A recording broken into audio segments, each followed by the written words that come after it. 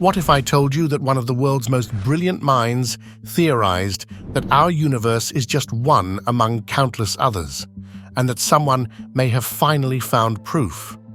Stephen's multiverse theory has fascinated scientists and dreamers for decades, but now Elon Musk, a name synonymous with innovation, might have unlocked the key to making it a reality.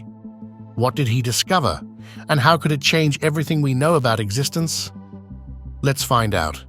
Stephen Hawking's multiverse theory.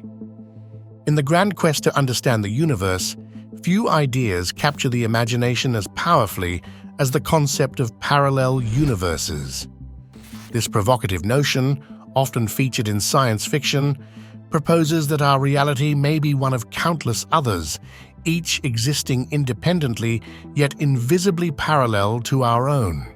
The allure of parallel universes lies in their potential to explain cosmic mysteries and redefine our understanding of existence itself. Among the brightest minds to explore this possibility was Stephen Hawking, one of the most celebrated theoretical physicists and cosmologists in history.